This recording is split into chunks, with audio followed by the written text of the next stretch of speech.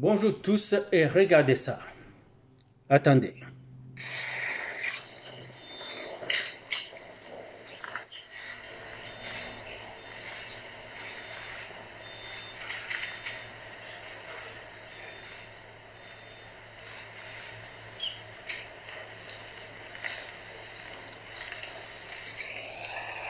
Vous voyez, ça s'est passé hier ou aujourd'hui pour ceux qui sont en Amérique du Nord, mais ça s'est passé hier. Ça se passe en Russie. Le président du Congo voisin est allé voir le vieux Vladimir Vladimirovitch Poutine, le président de la Russie, pour demander pour aller négocier des relations spéciales de sécurité économique, tout ce que vous voulez, et de protection. Et pourtant, cet homme, il n'y a pas longtemps qu'hier ou avant-hier, il était encore là en train de subir tout ce qui est de l'Occident. Et nous, les Russes et les Chinois, nous proposent, nous demandent de venir. Mais lui, il est allé. Il est allé pourquoi? Parce qu'il veut protéger son pays. Quelqu'un qui a été avec les Français et les Occidentaux en général toute sa vie et qui n'a pas subi ce que nous, on a subi des Occidentaux, court vite pour aller demander protection. Nous, qui avons tous subi des Occidentaux, voire des massacres de masse, et même ce qu'on peut appeler une forme de génocide, parce que quand on tue 15 millions, là, c'est un génocide, il n'y a rien d'autre qu'on peut dire. Les Occidentaux, et nous continuons à courir après eux et lécher leurs arrières pour ne pas parler de leur... oui, ça ne s'explique pas. Lui, il a compris ce que nous refusons de comprendre parce que nous avons cette fixation sur les Occidentaux. On ne peut pas avoir 120 millions d'âmes et jouer pendant que tout le monde est en train d'aller où se trouve la protection et la prospérité. Nous, on continue à les recevoir, à recevoir ces ambassadeurs qui, dans notre dos, ils passent pour aller soutenir ceux qui sont en train de nous tuer, envahir nos pays et prendre nos richesses, voler nos richesses. Et nous continuons à le faire. Je ne peux pas comprendre cela. Je soutiens l'institution président de la République qui est incarnée par le président Félix-Antoine Tshisekedi, affectueusement Fachi, mais je ne peux pas comprendre et je ne peux pas accepter qu'il continue à faire ce qu'il fait. Dans certains domaines, bien entendu. Pendant le domaine de sécurité.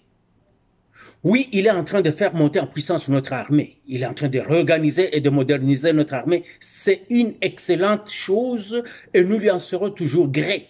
Parce que ça n'a jamais existé dans l'histoire de notre pays. C'est la première fois et c'est lui qui le fait. Je lui accorde ce crédit et ce crédit est énorme, c'est immense. Il est en train de revigorer le pays. Oui. Il fait tout ça. Oui. L'enseignement, il est en train de redorer le blason de l'enseignement chez nous. Les soins médicaux, oui. On lui accorde tout ça. Le quotidien du militaire, du soldat congolais, oui, on lui accorde tout ça. La reconstruction du pays, il est en train de faire tout ça. Je lui accorde ça et il n'y a personne qui peut venir dire le contraire. Moi, je ne l'accepterai pas. Quelqu'un qui vient dire le contraire de ça. Ça doit être quelqu'un haineux. Hater. Haineux. Likunya. Moudakoloba.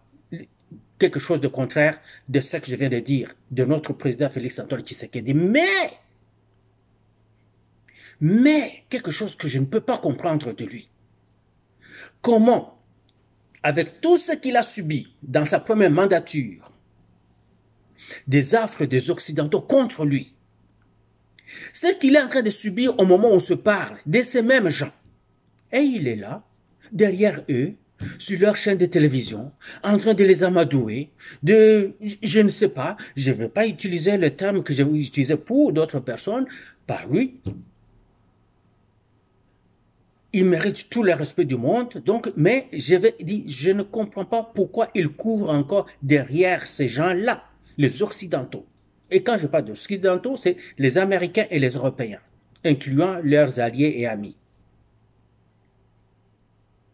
Ceux qui comprennent ce qui est en train d'arriver vont vers la Russie, vont vers la Chine. Car ces deux pays-là, incluant l'Iran, la Corée du Nord, le Brésil, l'Argentine, l'Afrique du Sud et tant d'autres pays, tout le monde veut aller dans ce bloc-là. Regardez le Kenya qui se ralliait à eux, ce qui vient de la veille. La prospérité que le Kenya a affichée ces derniers temps était due à quoi? C'était l'apport des Chinois. C'était l'investissement des Chinois. Les trains à grande vitesse, les constructions de routes, des aérodromes, des aéroports et tant d'autres choses. Ça, c'est les Chinois qui ont construit ça au Kenya. Ruto arrive, ses prédécesseurs se sont défoncés pour faire ce travail-là. Il court pour aller voir les Américains qui lui disent « oublie les Chinois ». Ah oui. Il accepte ça. Et les Américains veulent le conduire vers le FMI. Le FMI lui demande de passer cette loi de les finances. Cette loi des finances qui va paupériser, qui va rendre pauvres les Kenyans. Qui va rendre tout ce que les Chinois ont fait pour eux désuet. Et c'est pour ça que vous voyez les Chinois se jeter dans la rue. Par-dessus tout cela, ils commencent à s'attaquer directement aux familles de ses prédécesseurs, s'attaquer à la mère octogénaire, de l'ex-président Kenyatta, s'attaquer à ses enfants. Même Tshisekedi qui a vu tout ce que Kabila a fait à notre peuple, à notre pays, n'a pas poursuivi Kabila, n'a pas touché à sa femme, n'a pas touché à la famille de Kabila, les a laissés tranquilles. Juste pour se poursuivre certaines règles morales. Il a fait cela. Il n'a pas fait comme Lorenzo. Lorenzo qui a complètement détruit la famille de celui qui a fait de lui ce qu'il est, qui était Santos. Il n'a pas fait cela. Tshisekedi n'a pas fait ça. Alors, le président kenyan, lui, il a tout détruit et en s'en prenant aux familles de ses prédécesseurs et détruit le pays. C'est pour ça que vous voyez les Kenyans dans la rue. Il était bien avec les Chinois, il était bien. Il pouvait continuer, son pays-là serait une grosse puissance. Maintenant, les Américains ont signé avec lui des traités, ils vont venir. Ils ont dit qu'ils vont faire de ce pays-là la première puissance militaire. Vous comprenez ce que ça veut dire? C'est que ce sont les Américains qui arrivent et qui vont détruire tout ce qui n'est pas américain dans cette région-là et ils vont le faire sans cœur. Nous, on trouve, il était là, le président Tshisekedi était là avant Ruto. Les Américains lui ont joué dans les pattes jusqu'aujourd'hui, jusqu'à renforcer l'ennemi Rwanda. Et l'ennemi Rwanda est devenu plus fort qu'avant, malgré les efforts que le président Tshisekedi est en train de fournir. Et malgré tout ce que le président Tshisekedi fournit, le Rwanda se renforce de plus en plus par les Américains qui sont en train de nous entourer d'ennemis. Mais le Congo d'à côté a compris, a couru vite. Malgré tout ce qu'il recevait des Occidentaux, il a compris vite pour aller vite chez les Russes. Nous, on est en train de jouer. Un pas en avant, un pas en arrière. 2 pas en avant, un pas en arrière. 2 pas en avant, 3 pas en arrière. Juste parce qu'on veut être dans la cour des Français, des Belges, des Américains, qui ne veulent pas de nous. Et qui disent par eux-mêmes J'ai suivi le reportage, l'entretien, la vidéo de notre frère Alain Foucault, qui dit, il a passé ça. Et ce n'est pas lui qui l'a dit, il a juste joué la vidéo d'un général français qui dit qu'ils doivent retourner en Afrique avec force, nous assujettir et faire ce qu'ils ont toujours cherché, c'est de nous prendre sous leurs pieds. Parce qu'ils ne peuvent pas vivre sans nous. Eh oui, ils ne peuvent pas vivre sans nous, ils reviennent en force. Nous devons emboîter le pas. Tshisekedi était là, les Américains, Bazobié. Avant Ruto, avant que Ruto devienne président, Tshisekedi était là avec les Américains. Américains baza kozo bae kaka tilelo. Ba français na ba européen baza kozo bae kaka tilelo. Congo Brazzaville aza kota labi ngana okomande ti Congo ya kisasa te mbangu akei akokutana vie Poutine. Et vous pensez pourquoi il le fait? Parce qu'il observe, il voit la réalité de demain qui est en train de se jouer sous nos yeux. À que koluka protection Mbokanaï. Et nous, qui avons tout ce que tout le monde convoite, et que bientôt nous allons avoir à nous battre incroyablement. Une guerre incroyable s'annonce. Tozaka Kawana, bah français Milaï, des réceptions d'ambassadeurs, itinérants, ambassadeurs plénipotentiaires, ça nous donne quoi? Ça nous donne quoi? Rien du tout. Tout en continuant de soutenir le président Fachi, je trouve qu'il est en train de commettre une grosse erreur à traîner la patte.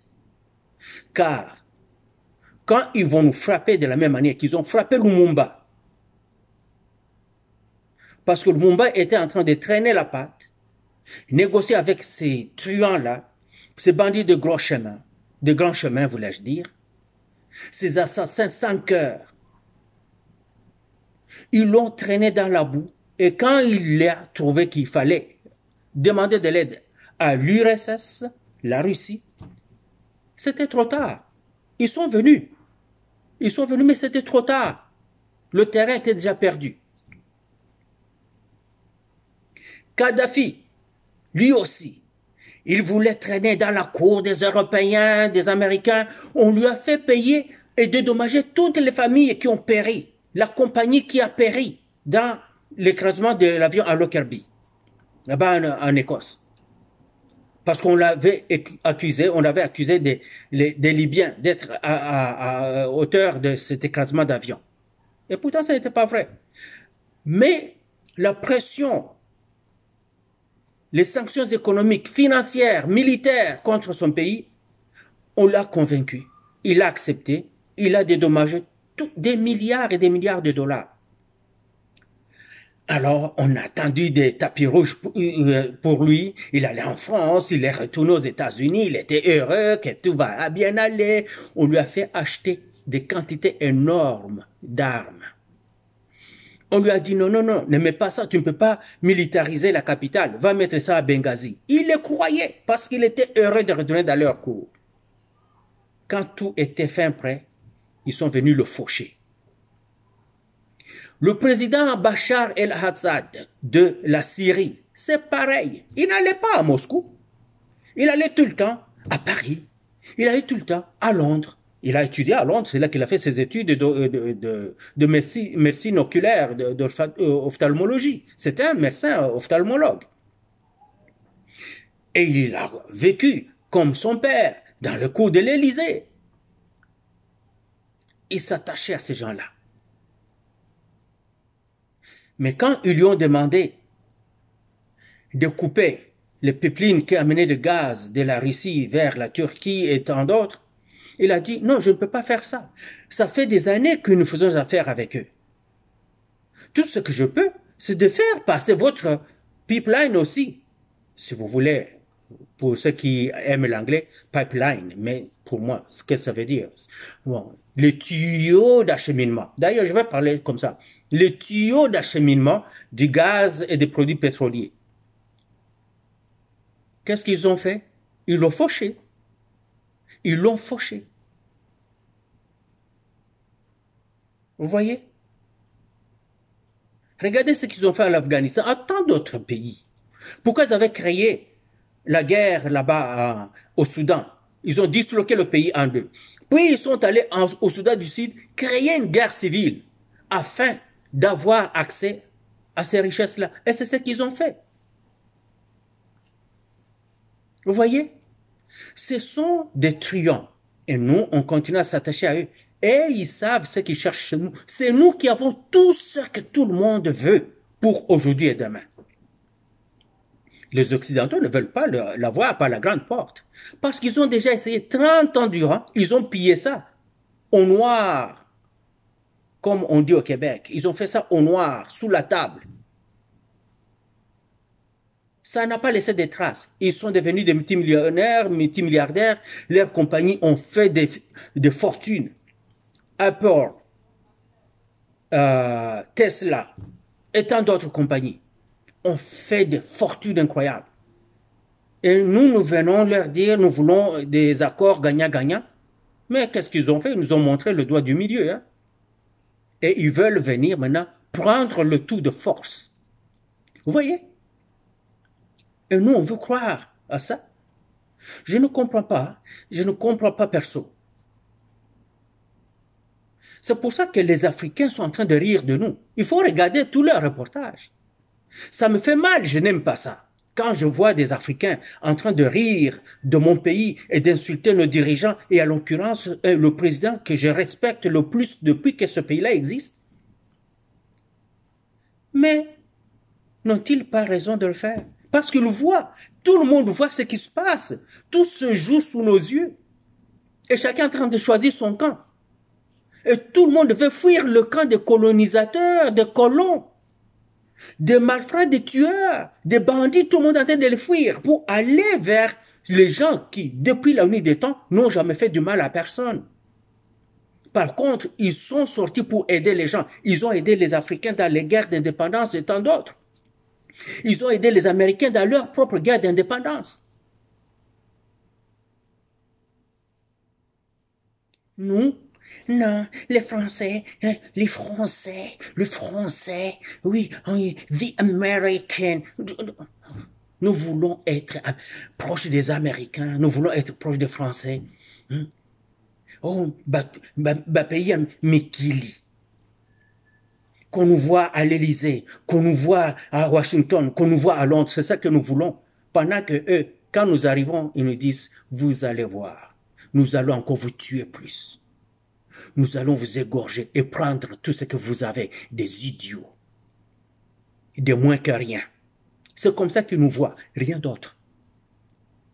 Vous allez me dire, mais vous vivez là? Oui, nous vivons ici. Nous sommes venus quand la survie nous le demandait, nous l'exigeait.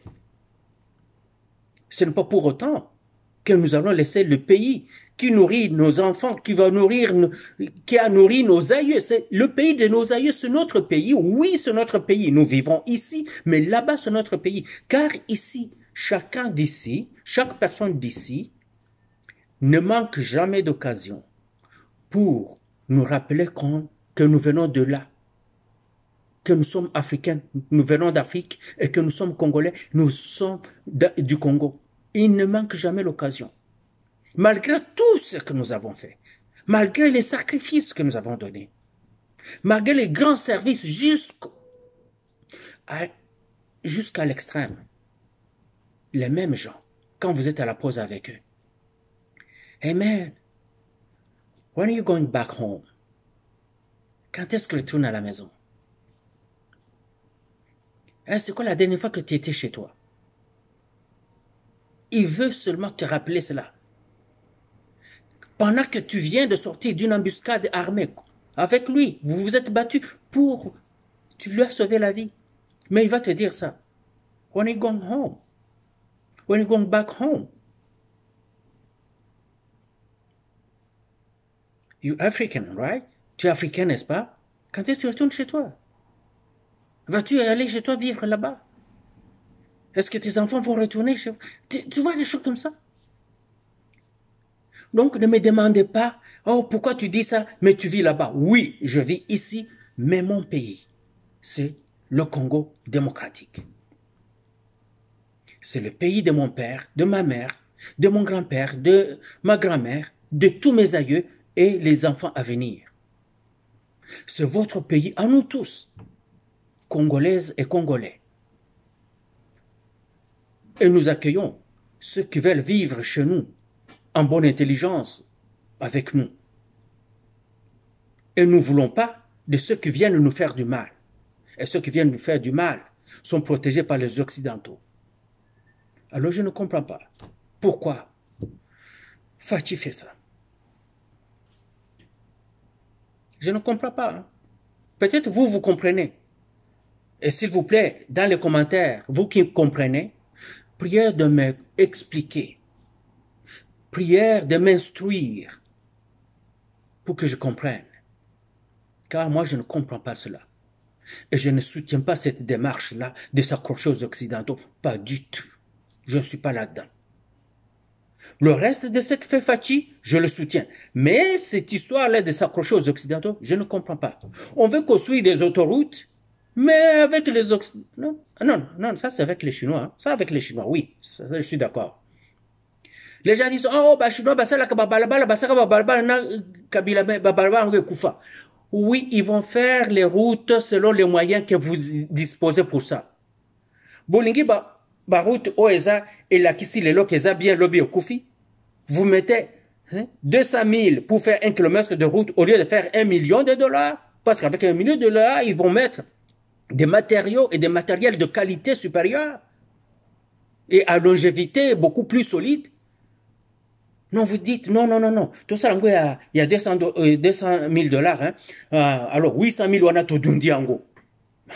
C'est vos affaires. Hein. Les Chinois ne vont pas refuser. Sinon, leur route serait en train de tomber en décrépitude comme les nôtres. Non, si vous allez en Chine, c'est solide. Donc, ils construisent bien. Mais c'est nous qui demandons, par notre corruption, invétérée jusqu'à l'os, avec des morales corrompues,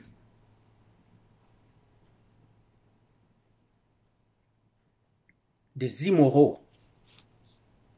Vous allez voir un professeur d'université. Hein, hier, il passait à la télé, il dit ceci, cela, on le croit, tout ça.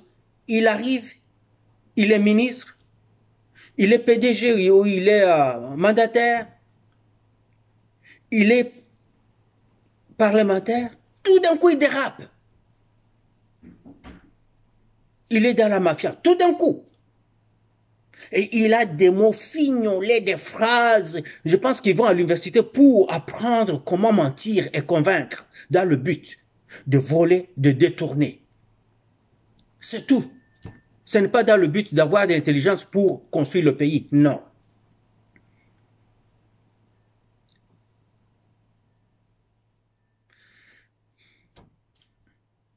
Vous savez, hein, ma grande sœur est religieuse. Et elle passe tout le temps dans mes vidéos. Parce qu'elle ne veut pas me blesser. Elle ne m'appelle pas pour me dire, mon frère, je ne veux pas ce que tu dis. Mais il va aller chercher des petites vidéos sur Internet qu'il partage avec moi. Pour me faire comprendre qu'il n'aime pas ce que j'ai dit. Qu'il n'est pas d'accord avec mon soutien à ce régime de Félix-Antoine Tshisekedi. Mes familles aussi. Il y a des gens qui ne prennent plus mon coup de fond, mon coup d'appel. Ou des gens qui ne vont plus communiquer avec moi, juste parce qu'ils voient ce genre de vidéos que je fais. Parce que je soutiens le gouvernement Tshisekedi. Pourquoi? Parce que les gens de chez nous ont été conditionnés. 30 ans, ce n'est pas peu. 30 ans, ce n'est pas peu. Ils ont été conditionnés par ce qu'ils ont vécu. La propagande mensongère. Oh, Raïs Kabila. Pendant que Raïs Kabila détruit la vie des Congolais, détruit le pays, mais eux, ils ne voient pas ça. Aussi longtemps qu'ils ont un certain Bahati Lukwebo qui est là-bas. Il ne fait rien pour eux, mais c'est quelqu'un de chez eux. Aussi longtemps qu'ils ont un certain Kamere qui est là. Il ne fait rien pour eux, aussi longtemps qu'il est là, c'est correct. Aussi longtemps qu'ils ont un certain Moïndo Zangi qui est là. Il ne fait rien pour lui, chez lui là-bas. Mais ils sont comme ça. Et ils sont contents de voyager, aller au Rwanda. Ils mangent bien dans un restaurant propre, ils marchent sur une autoroute propre, ils reviennent chez eux, c'est de la merde. Pendant que le Rwandais est en train de piller, de tuer chez eux. Ils ne voient pas ça. Ils ont été conditionnés, déjà conditionnés incroyablement.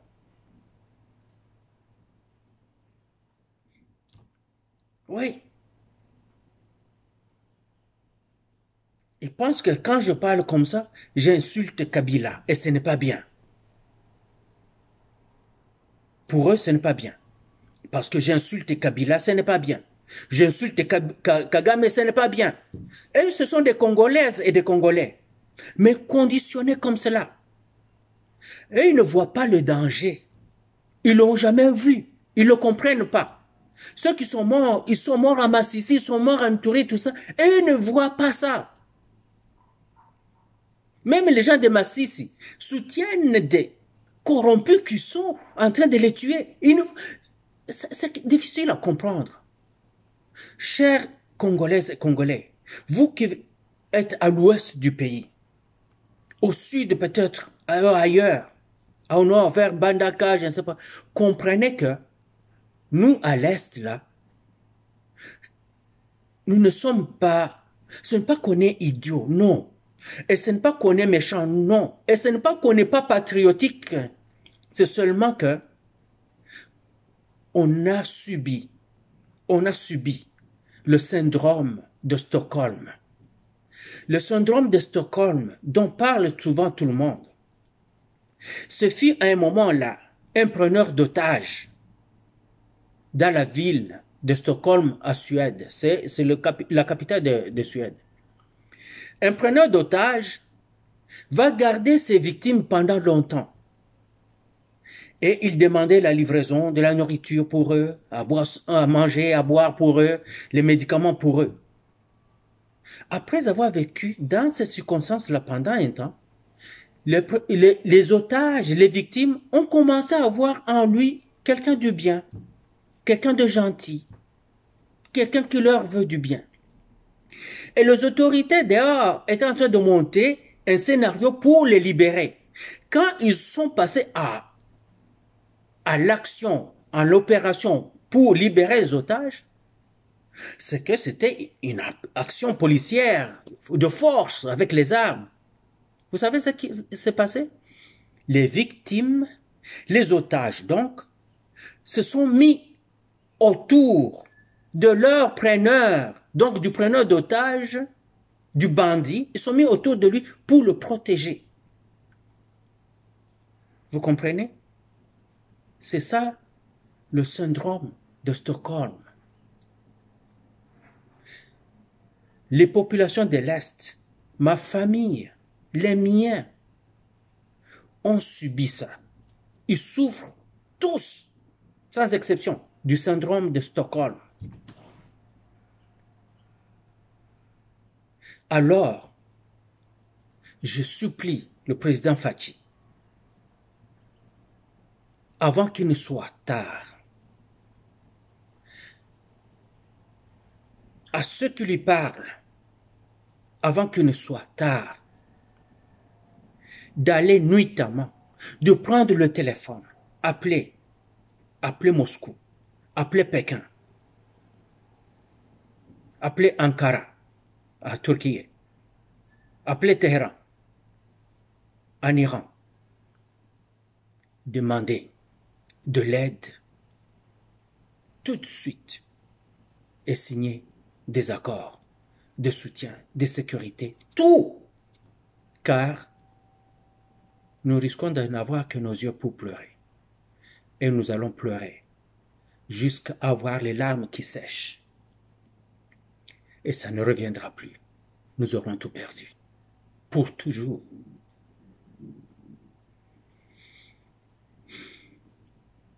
J'encourage nos soldats wazalendo,